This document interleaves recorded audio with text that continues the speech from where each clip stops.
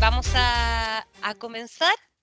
Les quiero dar la bienvenida a esta nueva versión del CDO Mentoring. Nos quedan poquitos días para cumplir ya 2 años desde que partimos con esta iniciativa y estamos muy contentos de poder seguir entregando valor a nuestra comunidad a través de nuestros distintos ejes. Así que bienvenidos. El CDO Mentoring es la comunidad educativa sin fines de lucro de Raken Data Group, impulsada por Raken Data Group, y está enfocada a desarrollar líderes monetizando los datos. Buscamos posicionarnos como la universidad del Data y Analytics, con el respaldo de las principales marcas de la industria, y prontamente estaremos lanzando nuestra plataforma que permitirá certificar a todos nuestros socios y hacer tangibles estos conocimientos. Raken Data Group es una empresa boutique especializada en Data y Analytics, que te acompaña desde la estrategia, implementación de arquitecturas de datos y en todas, la escalabilidad y en todas las etapas de transformación data-driven. Tenemos operación distribuida en toda Latinoamérica y Estados Unidos. Denodo es la empresa líder en virtualización de datos. Desarrolla su tecnología en el mercado de la integración de información distribuida. Desde hace 20 años, proporciona una aproximación lógica que permite a las empresas, cualquiera sea su negocio, gestionar y entregar toda la información de forma ágil, en tiempo real y con alto rendimiento.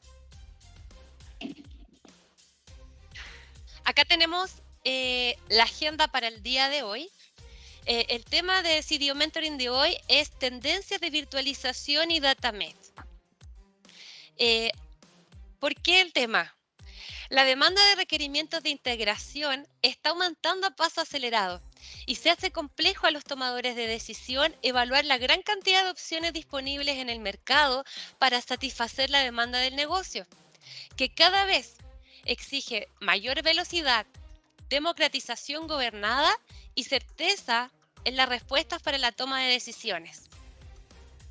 Como sabemos, existen distintos tipos de categorías y plataformas para resolver estos desafíos de integración, no existiendo una receta única igual para todos.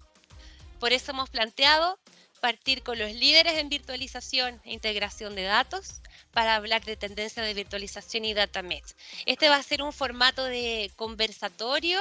Espero que nos entretengamos conversando, que comenten en el chat durante toda la sesión, pueden mandar sus preguntas. Vamos a responderlas todas al final de la sesión. Si es que hay alguna que sea tingente, la podemos ir viendo antes, pero la ideal es que las respondamos todas al final de la sesión, que va a ser alrededor de 45 minutos. Vamos a ver casos de éxito de aplicación y espero que sea muy enriquecedor para todos. Y si nos quedan algunos minutos, les voy a pedir que participen en una actividad que va a ser Yocho Arévalo, con 2 preguntas del Mentimeter que nos van a ayudar a ir mejorando en las siguientes sesiones. ¿Para qué me voy a presentar de nuevo? Ya, mi nombre es Leticia Heise, soy la Country Manager de Chile y Cono Sur de Raken Data Group. Desde el Denodo nos acompaña Amanda Leida, que es la Partner and Channel Sales Director para Iberia y LATAM. Nos acompaña Alberto Pam, que es el CTO también de Denodo, ahí con muchísima experiencia técnica. Y en esta ocasión especial vamos a tener como conductor a Alex Tudor, que hoy día conduce también el programa de transformación digital y sostenible en Radio La Clave. ¿Cómo estás, Alex? Muy bien, Leticia, feliz de estar acá y seguir aprendiendo de los expertos como son todos ustedes, porque la verdad que yo llevo como 4 años en radio, yo soy ingeniero comercial y estos temas obviamente no son los míos como la finanza, el marketing, pero se aprende mucho conversando, como lo hacían los antiguos griegos caminando por ahí, por el Ágora o por donde haya sido en Grecia, en Atenas. Así que encantado, gracias a Raken Data Group, y nada, simplemente partir con las preguntas. Yo lo primero que le quiero saludar a nuestro asistente con un buenos días y buenas tardes, porque algunos están con 6 horas más, creo, Alberto, Amanda. Así que primera pregunta, saludo dije, y primera pregunta para Alberto. ¿Qué es esto de la virtualización de datos y el data mesh?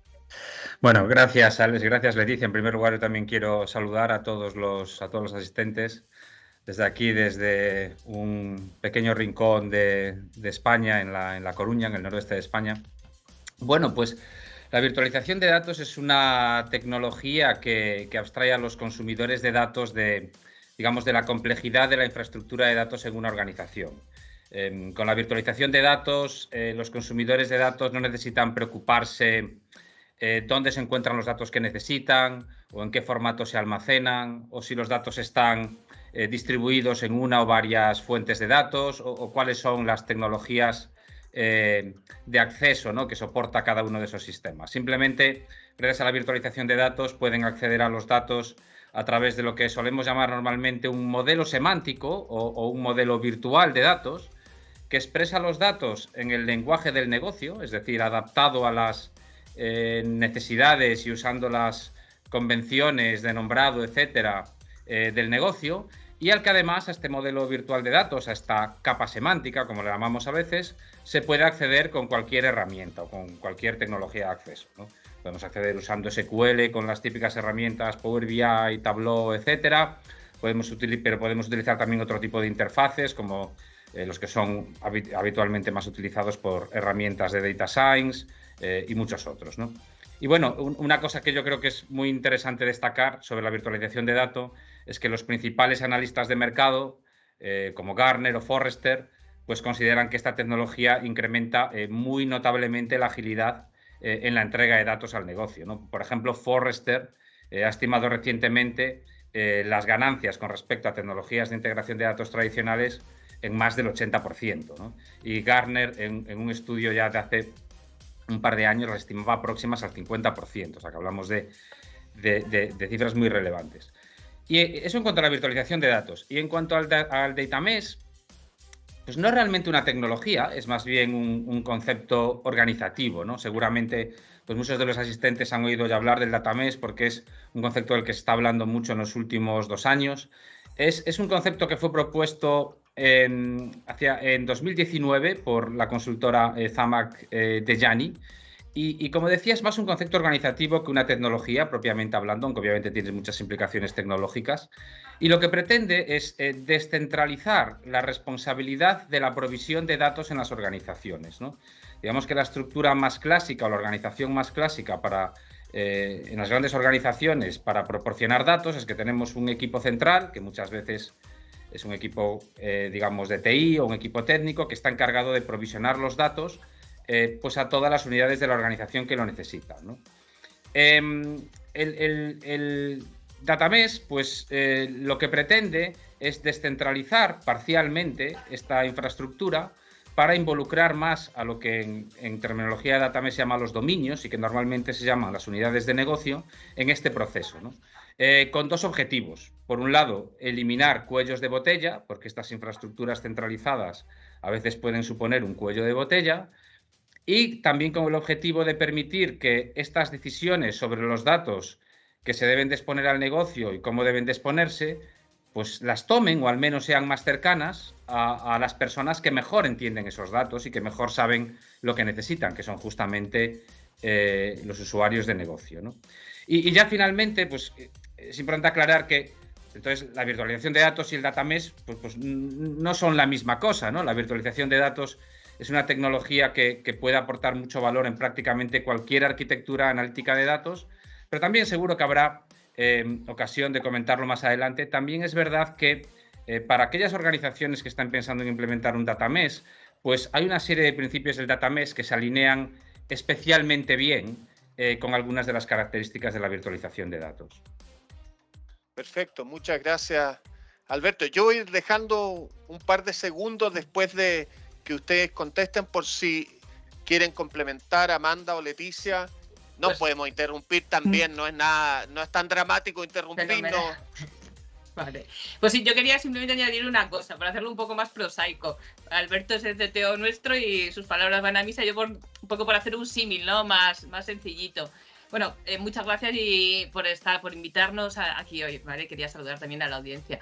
Tenemos un compañero que dice siempre que Denodo es como el Amazon de los datos o el mercado libre de los datos, ¿no? Es un poco un símil que lo que viene a decir es que al final cuando yo entro en Mercado Libre me da igual el proveedor que sea, me da igual dónde esté, qué es lo que fabrique, el tipo de producto, yo entro solo a un sitio de forma muy sencillita, muy fácil, sé dónde está, tengo toda la información igual de organizada y puedo recibir cualquier tipo de producto y me da exactamente igual dónde estén los proveedores, ¿no? Y qué producto hagan o lo que sea.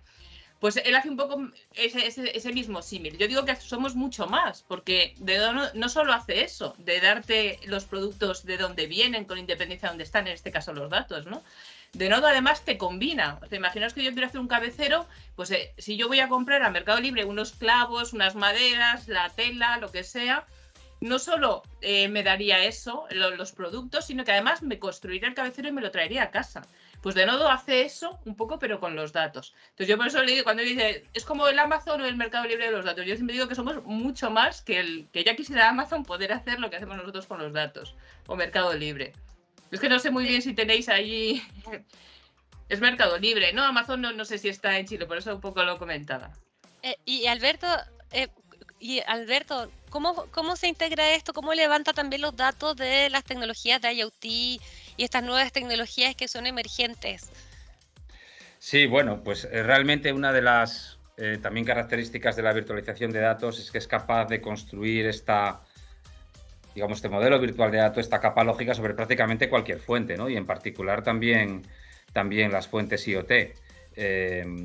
Pues bueno, por ejemplo, un problema típico que tenemos en los casos de uso de IoT es que los datos nos llegan, pues, por ejemplo, de un conjunto de sensores, ¿no? Por ejemplo, ahora estoy pensando en un caso de uso que tenemos pues con Caterpillar, ¿no? El famoso fabricante de máquinas de construcción, que bueno, pues en el que ellos pues reciben un montón de datos, ¿no? De los sensores que tienen instalados en todas sus máquinas, y luego esa información que llega, claro, la tienen que combinar con los datos que ellos tienen, pues sobre las piezas, sobre los modelos de máquina, vamos, todo, digamos, lo que llega típicamente del sensor es algo así como un identificador y una medida, ¿no? Entonces todo eso lo tienes que enriquecer con todos los valores de, vale, este identificador de qué pieza es, en qué máquina es, en qué localización es, esta medida qué significa. Entonces eso te fuerza a combinar esa información que te viene de los sensores con la información que, digamos, tú ya tienes en tus sistemas, ¿no? Pues para eso justamente usan Denodo, para hacer esa combinación y proporcionar los datos en una manera integrada y usable para las aplicaciones que luego usan pues, para hacer sus informes y su analítica, ¿no? O sea que realmente esta es una tecnología muy, digamos, horizontal que se puede aplicar en casi cualquier sector y sí, también tiene un papel importante con las tecnologías IoT.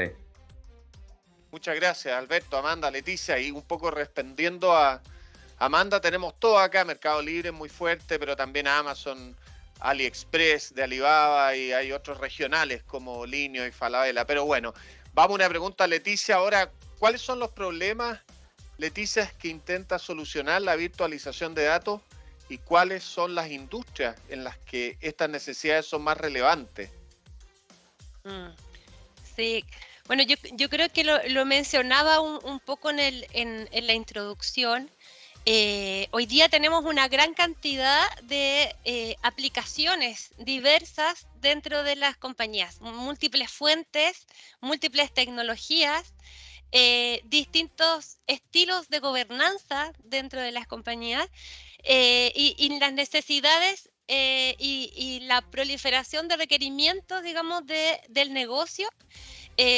La velocidad que exige hoy día el negocio para la toma de decisiones y la gran cantidad de problemas de calidad que al final cuando hablamos de calidad también está incluido dentro de lo que es la gobernanza de los datos, pero sí hay muchos temas de consistencia. Al final, en palabras simples, sería ¿cómo logramos converger toda esta información de distintas fuentes, de múltiples fuentes, en una respuesta de negocio que sea certera, que sea confiable y una verdad única?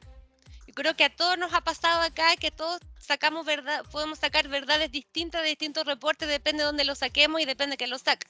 Entonces acá en el fondo ese es parte de las problemáticas que incluso más allá de la virtualización, que es una problemática que intenta responder, que es de la integración, porque para mí la virtualización es una forma de entregar este resultado y que está orientado para mí justamente a estas empresas que son un poquito más grandes, ponte tú, retail, bancos, compañías de seguro, industriales, mineras, energéticas, o sea, compañías que tienen una complejidad mayor en su operación, que necesitan tener y que hoy día se enfrentan a una operación distribuida, que probablemente están en distintos países, que necesitan tener independencia del negocio, pero también necesitan estar gobernados. Yo creo que esos son los problemas que intenta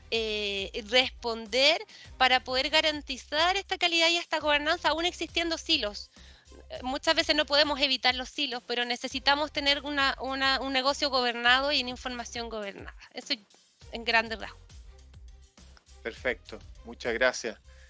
Ya que no hay, esperé unos segundos. Alberto, ¿cómo se diferencia la virtualización de datos de otras tecnologías de integración y gestión de datos? Bueno, una primera diferencia ya la comenté anteriormente, ¿no? Es mucho más ágil que los enfoques tradicionales de integración de datos, como de integración y exposición de datos, como ETL, por ejemplo, ¿no? Ya comenté antes algunos datos de Forrester y Gartner al respecto. Y claro, la pregunta que nos vamos a hacer es, bueno, ¿por qué es más ágil, no? Bueno, desde un punto de vista, digamos, tecnológico, ¿no? Que es mi especialidad, yo diría que hay 3 razones, ¿no? La primera, y puede que la más importante, es que la virtualización de datos permite obtener estas vistas unificadas de los datos, ¿no? A través, digamos, unificando distintos silos, tal y como comentaba Leticia, eliminando o reduciendo mucho la replicación de datos. Y esto es importante porque si una organización tiene este escenario de múltiples fuentes de datos distribuidas en múltiples localizaciones, también con múltiples consumidores de datos o múltiples herramientas, ¿no? Que se utilizan para acceder a los datos, y por supuesto todas las grandes organizaciones en una medida u otra hoy tienen este escenario. Entonces, la forma tradicional de exponer los datos al negocio requiere estar replicando datos constantemente, ¿no? Cada vez que necesitamos exponer datos para un nuevo caso de uso o un nuevo propósito de negocio, no nos queda más remedio con las arquitecturas tradicionales que crear una nueva réplica de datos que extrae los datos de los distintos silos, ¿no? De las distintas fuentes, los transforma para adaptarlos al nuevo caso de uso y luego los copia físicamente en algún sitio, ¿no? En un nuevo repositorio, a lo mejor un data mart en una arquitectura más clásica o en una zona del lago de datos, en una arquitectura más reciente, pero en cualquier caso con mucha copia, ¿no? Y esto en general es lento y es difícil de mantener porque acabas creando muchos flujos ETL que son difíciles de crear y de modificar, ¿no? Y otro problema también relacionado con el exceso de réplicas de datos tiene también que ver con el gobierno del dato, porque si acabamos teniendo muchas réplicas de los mismos datos en diferentes formas, pues tenemos que gobernarlos y securizarlos en todas esas réplicas. Si, por ejemplo, tenemos datos personales de los clientes en muchos sitios, en muchas réplicas para distintos casos de uso, y, por ejemplo, deseamos aplicar pues, una regla de seguridad, ¿no? Pues para enmascarar los datos, excepto para ciertos propósitos o ciertos roles, pues para cumplir pues, con alguna regulación, ¿no? De protección de datos. Por ejemplo, aquí en Europa tenemos GDPR. Pues claro, tienes que preocuparte de especificar e implementar esa regla en cada una de las réplicas. Esto, por un lado, es lento y, por otro lado, puede crear inconsistencias o incluso agujeros de gobernanza y seguridad, ¿no? Tal y como comentaba antes Leticia, ¿no? Sin embargo, con la virtualización de datos, como decíamos, esta capa que ponemos encima de los silos, pues es virtual, es una capa lógica. Entonces, supongamos, por ejemplo, que necesitamos crear un nuevo conjunto de datos para, no sé, un nuevo tipo de proceso de ciencia de datos o un nuevo tipo de de informes analíticos que queremos construir, y para eso tenemos que combinar datos pues, de uno o varios data warehouses que tenemos en la compañía y también del lago de datos, ¿no? Y a lo mejor pues, de otras fuentes. Bueno, pues con virtualización de datos esto lo puedes hacer, pues eso, virtualmente, sin replicar datos, lo cual es mucho más rápido, ¿no? Especialmente donde todo el proceso de iterar para crear distintas versiones de ese nuevo conjunto de datos y írselo enseñando al negocio para ver si exactamente lo que quieren, ¿no? Y también desde el punto de vista de gobernanza, esto también quiere decir que esta capa virtual es un punto único donde podemos implementar esas políticas de seguridad y gobernanza. Por ejemplo, esa regla a la que me refería antes, ¿no? Para enmascarar los datos de los clientes, excepto para ciertos casos específicos, pues la podemos implementar una sola vez ahí, ¿no? Ese sería un poco el segundo. Y el tercer beneficio que también querría comentar es que, claro, esta capa lógica a la que acceden los consumidores de datos también los independiza de la infraestructura tecnológica subyacente que se utiliza para almacenar y procesar los datos, ¿no? Pues, por ejemplo, algo que seguramente la mayor parte de organizaciones están haciendo hoy en día, ¿no? Si decidimos mover parte o ciertos casos de uso sobre ciertos datos, los decidimos mover a la nube, a lo mejor porque es más barato, porque es más rápido, por la razón que sea, pues los consumidores de datos no se verán afectados, porque los consumidores de datos todo el tiempo trabajan sobre este modelo virtual, sobre este modelo semántico. La única diferencia es que a lo mejor ahora partes o algunas de las vistas de datos, ¿no? de ese modelo virtual, pues en vez de apuntar a un sistema, que a lo mejor antes estaba en un data center local, ahora apuntarán a la nube. Pero realmente este cambio es transparente para los consumidores de datos, ¿no? Esto también permite que sea mucho más fácil evolucionar la infraestructura. Entonces yo diría que esas son las tres diferencias o los tres grandes beneficios entre la virtualización de datos y las tecnologías pues, más tradicionales. Perfecto, muchas gracias. Quizás, Amanda, unos ejemplos nos podrían también orientar después de esta gran descripción de Alberto. Sí, claro. A ver, nosotros tenemos clientes y ejemplos de todo tipo, ¿vale? Por daros pues alguna pincelada, pues mirad, por ejemplo, se me está ocurriendo Walmart en México. Justo antes de la pandemia tenían problemas porque la plataforma de e-commerce que tenían, los pedidos que les llegaban de e-commerce llegaban a la tienda varios minutos después de que el cliente hubiera pagado por la plataforma. Entonces, claro, eso les generaba pues muchas inconsistencias. A veces llegaba el cliente y no estaba el pedido, o se había vendido, y luego tenían que deshacer las compras en el back office y demás. Y además les pilló justo, eso empezaron el proyecto justo antes de la pandemia, que justo fue cuando más lo necesitaron, ¿no? Y implementaron con Denodo una capa que permitía, un poco en la línea que decía Alberto, integrar en tiempo real, acceder a la información y poder permitir que en tiempo real las tiendas tuvieran esos pedidos, ¿no? De manera que mejoraban la experiencia del cliente, eliminaban un montón de costes de back office, de deshacer eso. Es un ejemplo, ¿vale? Luego hay pues 20.000. Hay un banco, por ejemplo, en Estados Unidos, un poco en relación con temas regulatorios que hablaba antes Alberto. El CIT, que era un banco de Florida, adquirió otro banco en California. Y entonces ya sabéis que con las fusiones, pues muchas veces hay determinados departamentos que necesitan tener una visión desde el principio global, ¿no? De lo que ocurre en las dos empresas del grupo. Porque a veces los departamentos de IT, hasta que se migran y unifican, pues pueden pasar meses o años, ¿no? En algunos casos. Entonces, en este caso, el CIT necesitaba una visión global lo que ocurría en los dos bancos, una vez que lo habían adquirido. Pero no solo eso, tenían el problema añadido de que además se convirtieron en un banco too big to fail. Entonces, tenían que cumplir una serie de requisitos regulatorios, algunos relacionados con Basilea y con otras regulaciones, y lo necesitaban cumplir. Y, como decía Alberto, a través de la capa de virtualización pudieron implementar muy rápidamente todas esas nuevas regulaciones que necesitaban ellos cumplir. Entonces, les fue súper útil un poco para poder aprovechar esa sinergia de la compra enseguida.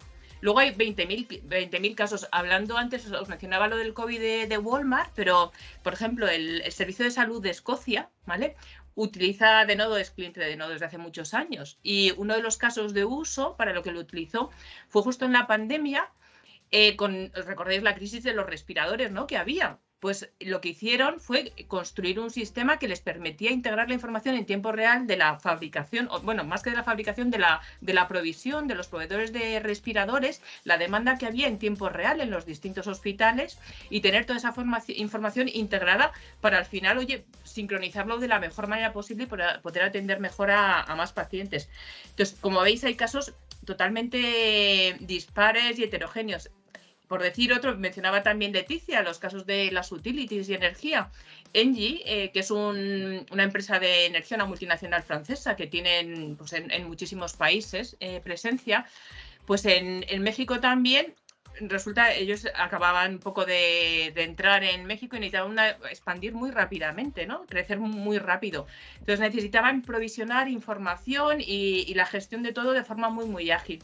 Y han implementado de nuevo para temas operacionales, en temas de renovables, temas puros operacionales, para las aplicaciones, construir las aplicaciones de mi cuenta para los clientes, una mejor experiencia de cliente, también para temas comerciales, para poder evaluar mejores ofertas. Entonces, como veis, a ver, la variedad de casos es enorme, ¿no? Al final, casi todos los negocios necesitan trabajar con datos que están muchas veces dispersos y acceder a ellos muchas veces en tiempo real, ¿no?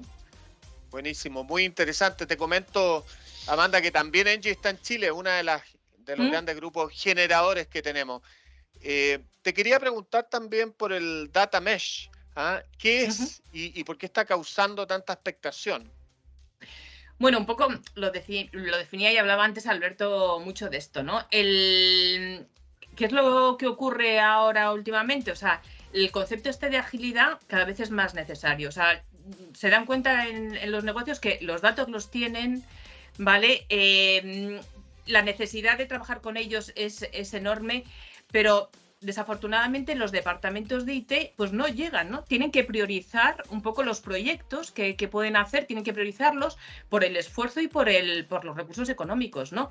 Fijaos, llegaste al punto, yo he visto alguna presentación de Forrester donde estas arquitecturas tradicionales basadas en copia, que hablaba Alberto, ¿no? De copiar con algunas herramientas más tradicionales, las pinta como tortugas, ¿no? En el sentido que no son ágiles, no permiten que el departamento IT pueda abordar tantos proyectos, ¿no? Y al final ralentizan el negocio, ¿no? Y las pinta como tortugas. Literalmente ponen las fotos Forrester de tortugas cuando se refiere a estas organizaciones que todavía no han podido llegar a definir una buena arquitectura de datos, ¿no?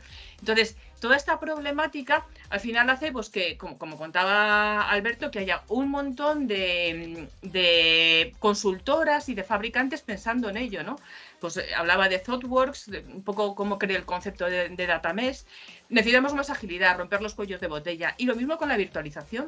O sea, nosotros llevamos 20 años, pero seguramente habréis oído, muchos de vosotros, en el mercado cada vez se habla más. Hay un montón de fabricantes que están hablando de la virtualización porque se dan cuenta que necesitan acceder a más información para proporcionar esos datos al negocio. Entonces ahora hay como un boom, hay como un caldo, está ebulliendo mucho los temas de virtualización y de Data Mesh, un poco por eso, porque es imprescindible, ya no se puede ralentizar más.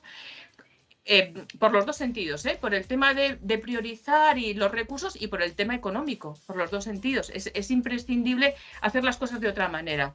Entonces, por eso ahora hay como mucho revuelo, mucho lío y se está hablando muchísimo de esto, un poco porque ya no queda más remedio, ya se está demandando tanto por los clientes que todos los fabricantes empiezan a hablar de una manera o de otra de la virtualización, que ya hay que trabajar por ello. Sí, y ahí, Alex, y tomando el punto de Amanda, cuando hablamos de qué es lo que pasa en las compañías cuando se generan estos cuellos de botella. En el fondo, cuando cargamos todo al área de tecnología que resuelva, o sea, tenemos time to market tardísimo, las áreas de negocio empiezan a hacer sus propias inversiones y a resolver el problema como sea. Entonces se empiezan a generar desarrollos propios, se empiezan a hacer contrataciones de licenciamiento, de middleware o distintos tipos de cosas para resolver la problemática y esto empieza a generar otros sistemas heredados y al final la gobernanza no existe dentro de la compañía y se genera un desorden enorme. Entonces hay que entender en el fondo cuando hablamos de cuello botella que tiene un impacto colateral económico y para el negocio muy fuerte. De hecho le llaman como IT shadows, como estas sombras, digamos, de integradores dentro de la compañía. Y de ahí lo importante es que mientras se encuentra la plataforma DOC para resolver la gobernanza y la descentralización, mientras esto se haga, que se mantenga un gobierno centralizado. Eso es súper importante para que se mantenga centralizado hasta que ya se haya definido cuál es esta arquitectura ad hoc para la descentralización y que para hacer en el fondo este despliegue de manera ordenada y gobernada.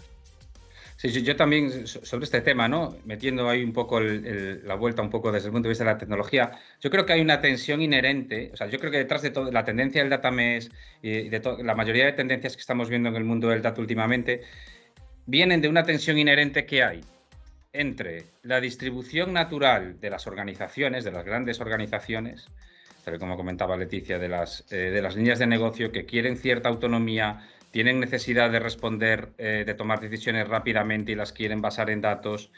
Hay una cierta tensión entre la distribución de la organización, ¿no?, de las grandes empresas frente a la infraestructura tan centralizada que tenemos para la provisión de datos, ¿no? La arquitectura clásica de provisión de datos es básicamente, la idea es que voy a coger todos los datos de la compañía, los voy a meter en este sistema muy grande, llámale Data Warehouse, Data Lake, Data Lakehouse o lo que quieras, y este sistema es fantástico y voy a resolverlo todo con esto, no necesito nada más y lo voy a resolver todo.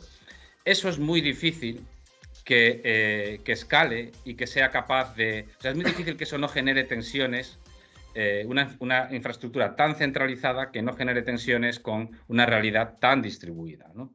Entonces yo creo que las principales tendencias de hoy en día en el mundo del dato, ya sea el data mesh, ya sea el data fabric, ya sea la virtualización de datos como una tecnología habilitadora, ¿no?, de estos conceptos de data mesh o data fabric, todos van un poco en la misma dirección, todos van un poco en la dirección de, tal y como decía Leticia, veamos cómo podemos, por supuesto, mantener el control, porque esto no puede ser un descontrol, el gobierno del dato es la primera prioridad, cómo podemos mantener un control al mismo tiempo que permitimos esta distribución, este cierto nivel de distribución, y al mismo tiempo que permitimos una cierta autonomía, ¿no? Que esa autonomía a lo mejor puede ser mayor en unas organizaciones que en otras, o en unas líneas de negocio que en otras. Pero yo creo que el data mesh y todas las tendencias del mundo del dato en los últimos 2-3 años un poco vienen de esa tensión, ¿no? Que cada vez la toma de decisiones en las organizaciones y la estructura interna de las organizaciones es más distribuida.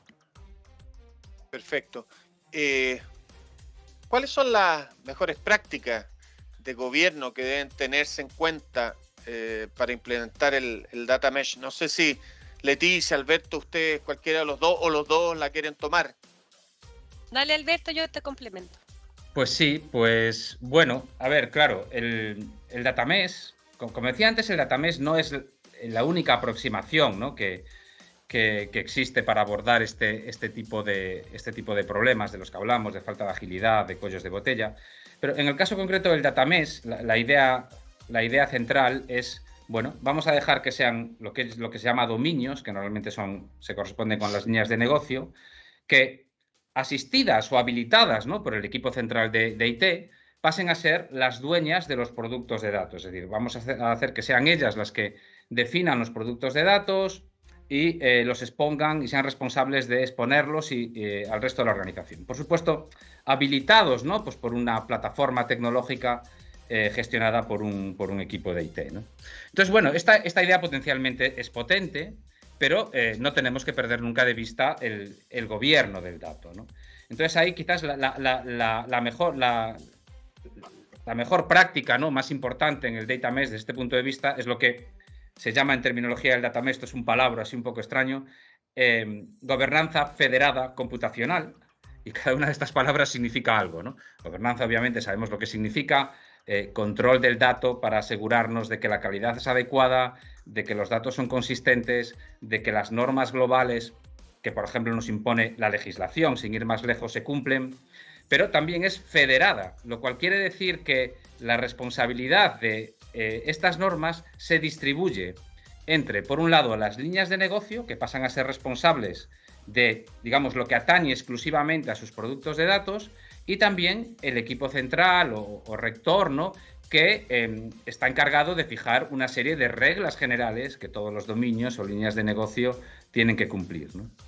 Y además la tercera palabra que tenemos es computacional, ¿no? Lo que quiere decir según Zhamak Dehghani, ¿no?, la persona que propone originalmente el data mesh, pues es que además estas reglas generales que los dominios tienen las líneas de negocio, ¿no?, tienen que forzosamente que respetar cuando producen sus productos de datos, pues idealmente deberían de, digamos, aplicarse automáticamente, ¿no?, sin ningún tipo de intervención manual, porque si es necesaria una intervención manual puede que no se acabe aplicando en un lugar o en otro, ¿no?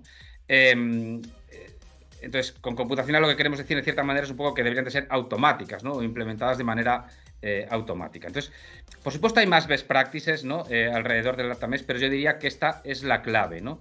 Necesitamos que nos movamos a un modelo descentralizado no puede querer decir nunca que abandonemos el gobierno. Entonces tiene que haber una clara división de responsabilidades entre el equipo central y las líneas de negocio, que pasan a tener más responsabilidades, y además tenemos que buscar una manera lo más automática posible de que esta división de responsabilidades sea efectiva. Sí, y para complementar al Alberto, bueno, durante el mes de junio va a ser el mes de gobierno de datos para nosotros, así que vamos a estar hablando y compartiendo muchísimo material durante el mes de junio. Pero me quiero quedar con algo y que les quiero en el fondo compartir algo. Independiente de que generalmente nuestro framework está basado entre las fundacionales, ¿cierto?, estas iniciativas de negocio y la parte de gestión del cambio. Siempre hablamos de eso, ¿no?, un poco de este framework que nosotros manejamos. Pero le quiero agregar algo más. Yo creo que hoy día tenemos que tener en cuenta que estas fundacionales y estas implementaciones tienen que ir al día con las necesidades, vuelvo a del negocio, pero teniendo en cuenta lo siguiente, que hoy día tenemos clientes y tenemos consumidores que son omnipresentes, o sea, están 7x24 en todas partes. Están presentes nuestros posibles clientes, nuestros clientes. Tenemos dentro de las compañías hoy día, post pandemia, trabajadores remotos o en formato híbrido. Por lo tanto, también hay temas de regulación nuevas que tenemos que considerar dentro de nuestras cosas. Y también tenemos operaciones distribuidas. Eso es parte hoy día de una realidad para todas las empresas. Entonces, cuando hablamos del gobierno de datos, tenemos que considerar tanto nuevas formas de los mercados, como también de esta caída un poco de la globalización en términos de la generación de ley de protección de datos o leyes muy proteccionistas, nacionalistas. Entonces tenemos que considerar todo esto dentro del gobierno, y claramente ni la virtualización ni un formato organizativo de data mesh va a funcionar en forma exitosa si no contemplamos un gobierno considerando las necesidades reales del negocio y del mercado. Eso es. Perfecto. Les cuento que llevamos 38 minutos para que vayamos, ya que mencionaste regulación, sí. Nos vamos regulando todo. Leticia, ¿es el data mesh la solución óptima para todas las organizaciones?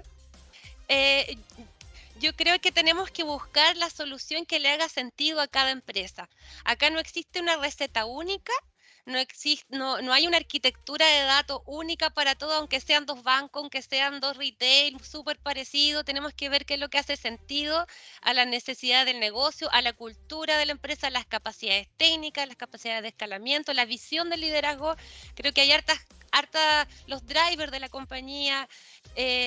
Hay muchas cosas que hay que ver más allá de la misma tecnología antes de decidir cuál es la arquitectura óptima. Para mí es eso, no hay una única, es una aspiración.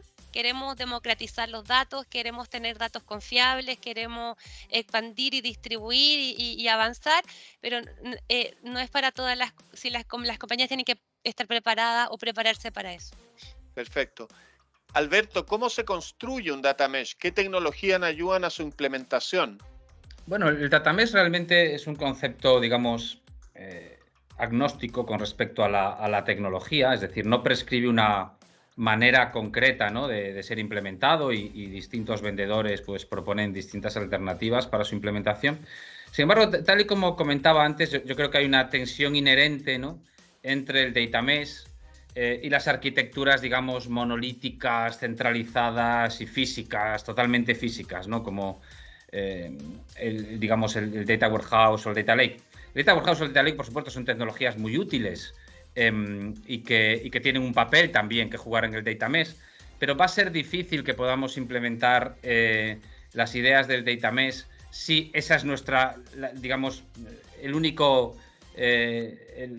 arma que tenemos, ¿no?, la única herramienta que tenemos en nuestra caja de herramientas, ¿no? Yo creo que son necesarias también tecnologías pues como la virtualización de datos, pues que desde su diseño pues estén más adaptadas a este mundo, digamos, más distribuido y más federado, ¿no? Que desde su construcción pues tengan, desde que fueron diseñadas, pues tengan esta idea de que los datos han sido diseñadas pensando en que los datos al final van a poder estar distribuidos en distintos sistemas especializados para distintos tipos de analítica, y que esto va a ser siempre así, porque nunca va a haber algo que sea lo mejor para todo en el mundo, para todas nuestras necesidades de hoy y todas las futuras, y además pues que también la gobernanza en sí pues va a ser federada, ¿no? Es decir, que si queremos agilidad, pues necesitamos control central, por supuesto, pero también necesitamos en cierto grado proporcionar también cierta autonomía pues a los decisores, ¿no? Normalmente a las líneas de negocio, ¿no?, que al final son los usuarios, ¿no?, son nuestros clientes, ¿no?, digamos. Perfecto. Yo te iba a preguntar también, Alberto, por la virtualización y cómo ayuda a construir, pero ya nos contestaste el data mesh, las mayores aportes, por así decirlo. No sé si quiere agregar algo más, porque tengo una última pregunta para Amanda, porque ya se nos viene el tiempo para las preguntas. Adelante. Muy rápidamente, quizás un último punto, ¿no? Creo que los principales puntos de incrementar la agilidad, etcétera, la gobernanza federada, ya dije antes que era un poco trabalenguas este concepto, pues ya los he comentado. Quizás vale la pena resaltar un concepto adicional que no he comentado hasta ahora, que tiene mucho que ver también con lo que comentaba Amanda antes, que es que otra cosa que proporciona la virtualización de datos es la idea de lo que se llama normalmente el Data Marketplace, y que es también una idea clave en el Data Mesh. La idea de que los distintos productos de datos o los distintos datasets, ¿no?, que se van creando para exponer al negocio, pues que estén disponibles en un catálogo central, que cualquier usuario de la organización pueda ir ahí, y usando un poco esta metáfora, ¿no?, de comercio electrónico, de tienda electrónica, pues muy fácilmente pueda ver qué cosas hay disponibles, entender cómo se usan, quién las usa, ver, por ejemplo, reviews, ¿no? Ver, por ejemplo, oye, ¿qué dicen otra gente en la organización de estos datos y cómo se deberían de usar? Y si llegado el momento cree que le pueden ser interesantes, pues digamos añadirlo a su carrito de la compra, ¿no?, que sería pedir un poco autorización para su uso, y en caso adecuado, pues obtener directamente, en caso de que se le conceda, acceder a los datos directamente con su herramienta favorita para analizarlos, ¿no? Es otro punto clave, yo creo, que además de los comentados antes, que la virtualización de datos puede aportar al Data Mesh. Excelente, perfecto. Oye, Amanda, te tocaron los ejemplos a ti. ¿Algún ejemplo de implementación de Data Mesh con virtualización de datos que nos quieras comentar? Pues sí, vamos a ver, mira, hay uno precisamente que está allí, que está relacionado también con Chile. Hay una compañía, BHP, que es una minera y petrolera, que seguramente todos conocéis, y está allí en Chile también, tiene una de las sedes allí en Chile. Y ellos tienen sedes pues en Australia, en Estados Unidos, en Houston, en Canadá, ahí en Chile, ¿vale?, en Escondida, en Santiago, en Japón, en Londres, también en Europa. Entonces, claro, esta compañía, por ejemplo, imaginaos, pues tenían problemas o dificultades porque a la hora de construir tanto propuestas comerciales como de aprovechar todos los recursos que tenían, pues no tenían la agilidad para compartir la información tanto dentro de cada uno de los países como entre ellos. Y necesitaban hacer eso de forma muy, muy ágil. Y ellos implementaron, hicieron un proyecto con la virtualización de datos donde tiene esa estructura federada, digamos que cada ciudad o cada centro, ¿vale? Es como si fuera una línea de negocio, un dominio independiente que gestiona y prepara sus propios productos de datos, y a la vez, o sea, se comparten dentro de cada uno de los centros, y además también se comparten entre los distintos países, ¿no? Que son como otros dominios totalmente separados, ¿no? Cada uno es responsable de sus propios productos de datos, ¿no? Entonces, ese es un ejemplo. Por ejemplo, otro que tenemos en Estados Unidos es de la Agencia Nacional de Seguridad Nuclear, que son un montón de organismos, ¿vale? Esta agencia gestiona un montón de organismos distribuidos también a lo largo del territorio. Imaginaos en esta agencia también pues la privacidad de los datos, la gestión, hay desde fabricantes a organismos que almacenan, otros que vigilan, que hacen revisiones, en fin, hay mucho tipo de organizaciones, y cada una es responsable de gestionar, de proteger cada uno de los productos de datos que hacen, y a la vez compartirlo, porque necesitan mucha agilidad para compartir la información. Es información muy crítica, son elementos muy críticos, ¿no? Esto de la energía nuclear, por ejemplo. Esos son dos ejemplos de grandes organizaciones, pero vamos, hay muchos más. Gracias. Oye, y antes de darle la palabra a Leticia con las preguntas, no me puedo quedar con una duda, Alberto. ¿Cuál es la relación, y breve, por favor, la relación entre Data Mesh con otros conceptos populares como Data Fabric? Estás en mute. Perdón. El concepto de Data Fabric realmente es otro concepto, bueno, que se ha popularizado mucho en los últimos años, muy soportado por analistas como Gartner o Forrester, y bueno, tiene algunos puntos en común con el Data Mesh. También tiene esta idea de incrementar la agilidad en la provisión de datos, también abandonando las arquitecturas monolíticas, ¿no? Asumiendo que puede haber múltiples repositorios de datos distribuidos, múltiples consumidores, y tenemos que dar esta capa, digamos, unificada, lógica de acceso en el medio. Pero quizás la principal diferencia es que es un concepto más tecnológico, ¿no? Se centra más en cómo podemos conseguir la agilidad pues, con esta capa lógica, y también mediante la automatización de tareas, ¿no? De gestión del dato, pues utilizando esta capa lógica y utilizando también inteligencia artificial, ¿no? Utilizando también los metadatos que recopila esta capa, pues para poder hacer, por ejemplo, recomendaciones para temas de performance, o por ejemplo en este Data Marketplace que comentaba antes, para hacer recomendaciones automáticas de estos productos de datos, ¿no? Igual que Amazon o Mercado Libre te hacen recomendaciones de otros productos, ¿no? Entonces, en cierta manera, tienen bastantes puntos en común, y hasta yo diría que pueden ser hasta cierto punto complementarias, porque el Data Fabric se centra un poquito más en la tecnología, y el Data Mesh un poco más en la organización y menos en la tecnología, ¿no? Con lo cual, incluso el Data Fabric podría llegar a ser una manera para facilitar la implementación de un Data Mesh. Aunque el Data Fabric puede utilizarse también pues, con una organización más clásica, más centralizada, es un poco independiente de esos conceptos. Perfecto. Lo que tienen en común es esta idea de intentar incrementar la agilidad. Tuve que apurar, como en la radio, Alberto, para que Leticia pueda ir a las preguntas, que hay muchas. Sí, oye, quisiera saludar a Antonio Figueroa, que se logró conectar un ratito.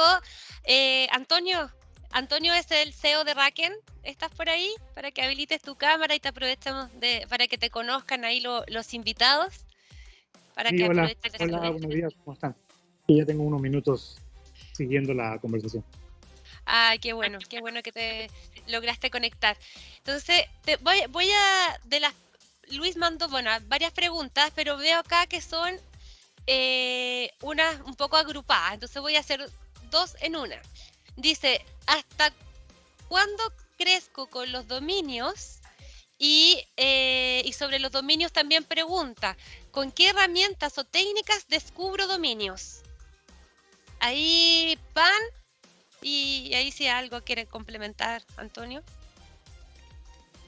Bueno, a ver, yo creo que, supongo que la pregunta hasta cuándo crezco con los dominios va un poco orientada a qué grado de autonomía o de libertad debería de dar a los distintos dominios, ¿no? Yo creo que eso es muy dependiente de la organización, ¿no? Si por ejemplo, lees los materiales sobre el Data Mesh, por ejemplo, el libro que la autora Zama Magdalena ha publicado recientemente, otros materiales, pues proporciona una serie ayudas para intentar identificar qué puede ser un dominio, qué no puede ser un dominio. Yo, personalmente, yo lo que creo es que depende mucho de la madurez de las líneas de negocio en cuanto a lo que es la gestión del dato. Entonces, lo que nosotros estamos viendo más habitualmente en nuestros clientes que intentan implementar esta idea del data mesh o algún tipo de descentralización, ¿no?, en la organización de la gestión del dato, es que empiezan pues con un par de unidades de negocio que son las más maduras, ¿vale?, y empiezan a aplicar con ellas este modelo, mientras a lo mejor con las otras unidades de negocio no necesariamente, a lo mejor siguen con un modelo más clásico y progresivamente, ¿no?, pues van incorporando al resto, ¿no? Por ejemplo, estoy pensando en McCormick, que es otro de nuestros clientes, que es un gigante de la alimentación mundial. Siempre digo como anécdota que, por ejemplo, son los de los Doritos. No sé si también si es el mismo nombre de la marca en Chile.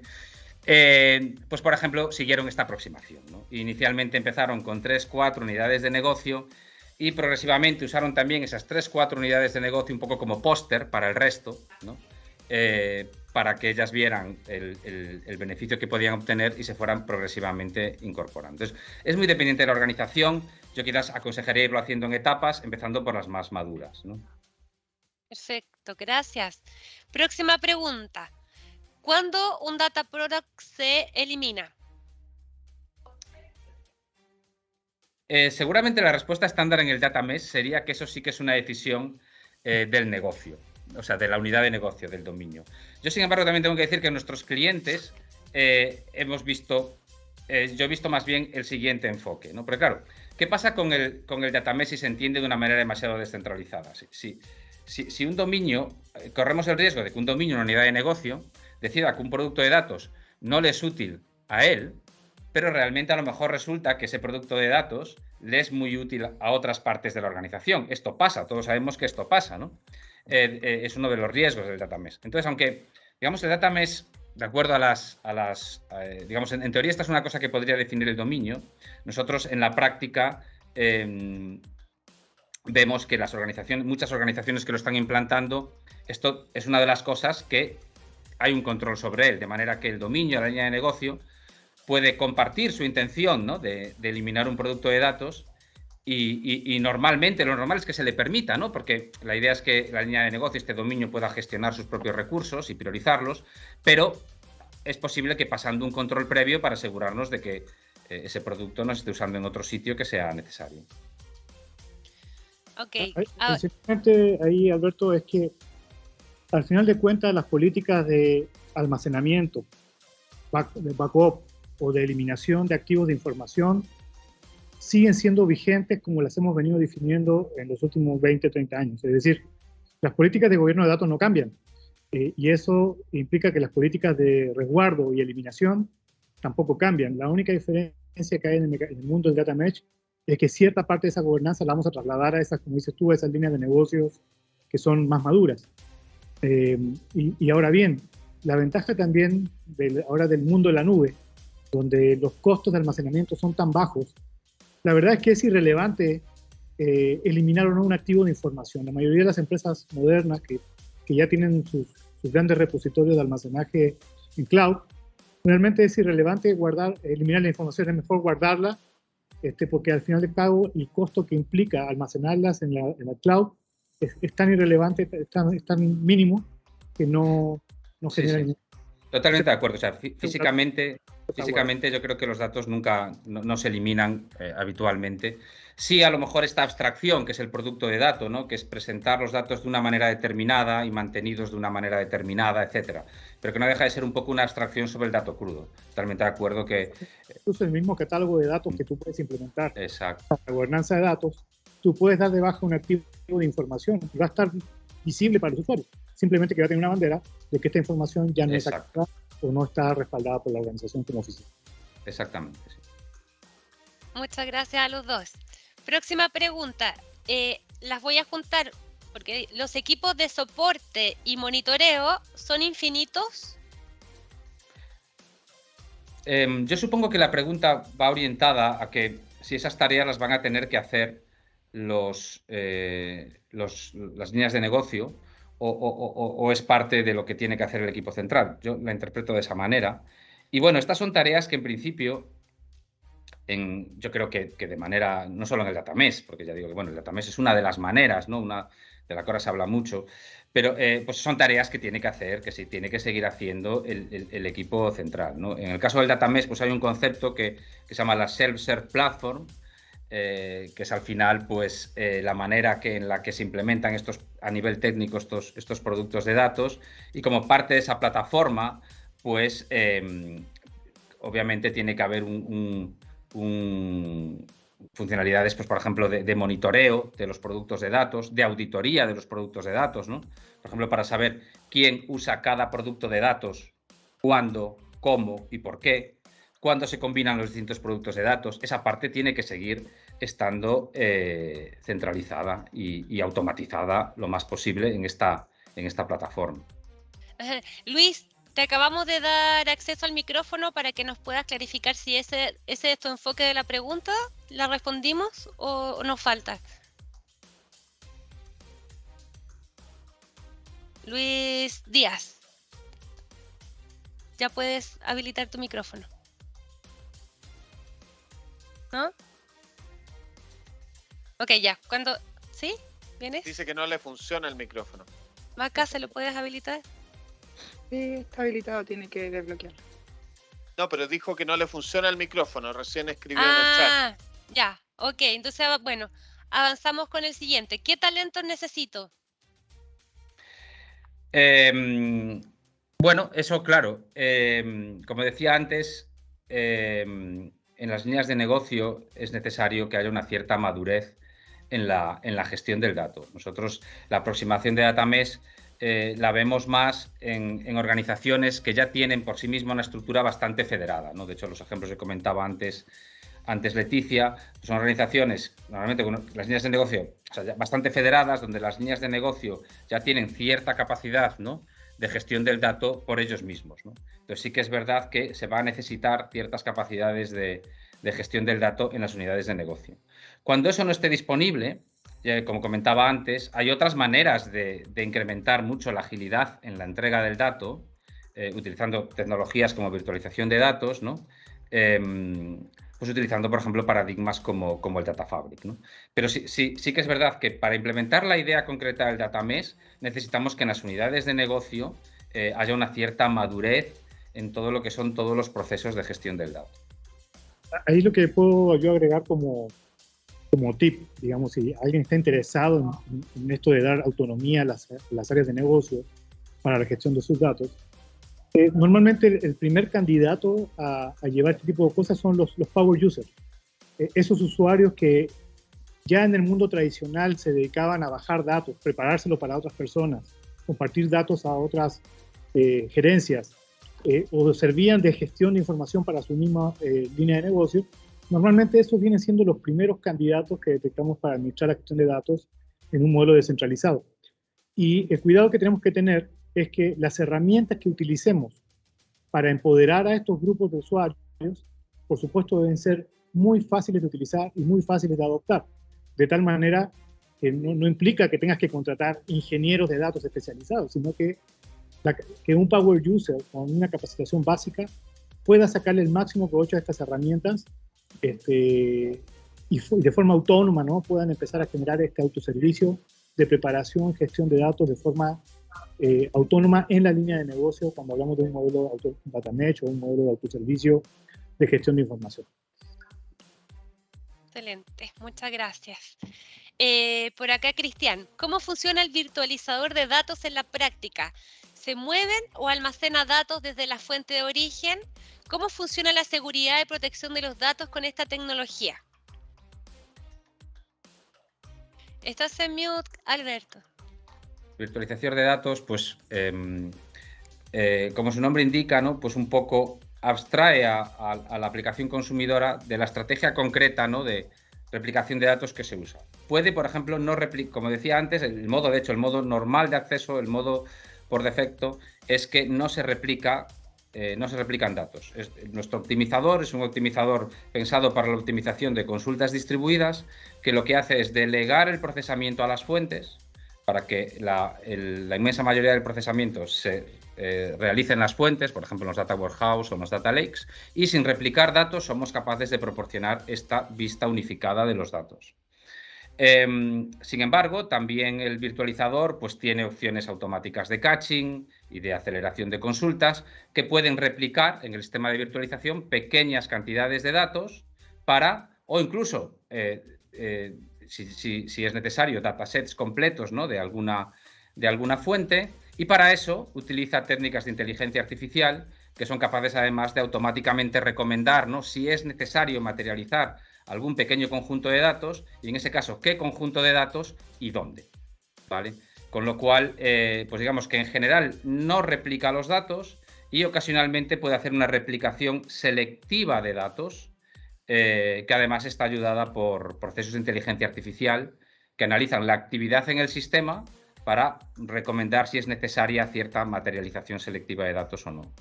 Y bueno, y tienes también el catch, ¿no, Alberto? Sí, de hecho como de nuevo, por ejemplo, ofrecen esta capacidad de hacer un pre-catch de los datos, de tal forma que aseguras una excelente performance en tiempo de respuesta sin estar afectando el sistema transaccional. Igual hay que hacerlo de manera selectiva porque eso tiene un impacto, al final de cuentas, en infraestructura que tienes que tener disponible para hacer ese catch.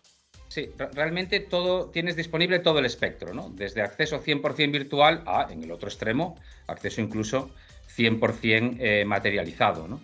Pero cualquier, digamos, tenemos todo ese espectro disponible, ¿no? No estamos limitados, como en las tecnologías tradicionales, a siempre tener que materializar todo. Podemos quedarnos en cualquier punto del espectro, el que sea más adecuado para cada caso de uso. Y además es un virtualizador. ¿Qué quiere decir esto? Que podemos cambiar esa decisión sin afectar en nada a los consumidores. Cristian, te acabamos de habilitar el micrófono. ¿Estás ok con esa respuesta? ¿Necesitas algo más? ¿Cristian o Luis? Creo que es Luis. No, a Cristian. Cristian hizo esta pregunta. Y luego volvemos con Luis. ¿Cristian? No sé si me escucho. Sí, perfecto. ¿Sí? Ya. No, está perfecta esa parte. No, en la parte de seguridad y protección del dato. Cierto. Bueno, pues justamente uno de los puntos fuertes de Denodo es que permite definir políticas de seguridad y de masking en esta capa virtual, con lo cual no tienes que definirlas en cada fuente o en cada aplicación de acceso. Pues, por ejemplo, por poner un ejemplo real, ¿no? Pues con Denodo puedes definir una regla que diga, bueno, pues en todas las vistas de datos del modelo virtual que expongan, pues no sé, números de tarjetas de crédito, pues voy a enmascarar todos los datos, excepto los últimos 4 dígitos, excepto para los usuarios que tengan este rol o este rol, ¿vale? Pues yo puedo definir una regla de ese tipo en Denodo y hacer que se aplique en todo bueno, en cualquier vista de datos que ofrezca esos datos a los consumidores, ¿no? Con lo cual puedo definir esas políticas de datos en un único sitio, aunque tenga múltiples consumidores y múltiples fuentes de datos. Y, también además puedo obtener incluso las clasificaciones de seguridad, las puedo incluso importar o obtener de herramientas de gobernanza externas, ¿no? Por ejemplo, Colibra, ¿no? Para, por ejemplo, saber, oye, ¿cuáles son los datos sensibles a los que hay que aplicar estas políticas de seguridad, ¿no? Pues también se puede obtener eso de ahí y luego, pues, Denodo los aplica. Gracias, Alberto. ¿Estamos bien, Cristian? Gracias. Perfecto. Sí, y ya, Luis, para cerrar, porque ya no tenemos más preguntas ahí. Luis. Hola, ¿se oye bien? Sí, te escuchamos. Vale, gracias. Sí, cuando hablaba del tema de los equipos infinitos de monitoreo o soporte, es porque en cierta medida, al menos cuando digo la autora, habla de que se crea una infraestructura aparte de ese dominio, en todas las capas, con la capacidad que significa. Entonces, la proliferación de un dominio implica otra infraestructura y otro equipo de monitoreo que, por más que esté centralizado, las personas que monitorean eso, si no hay un nivel de sistematización, son infinitos. Estoy exagerando, pero tienden a aumentar conforme aparezcan nuevos dominios y complejicen un poco la relación de todos los equipos. A eso iba con mi pregunta. Nosotros, en los ejemplos reales que vemos, esas funciones están centralizadas en un porcentaje altísimo. Es verdad, ¿no?, que Zhamak Dehghani en sus propuestas, pues yo creo que es un poco ambigua en esos temas, pero quizás apuesta más por una descentralización mayor, pero la verdad es que las implementaciones que nosotros vemos, por ejemplo, la que comentábamos de McCormick, la de o por ejemplo, una implantación también muy grande de ideas similares a estas pues en Intel, estas partes lo integran en la Self-Serve Platform, ¿no?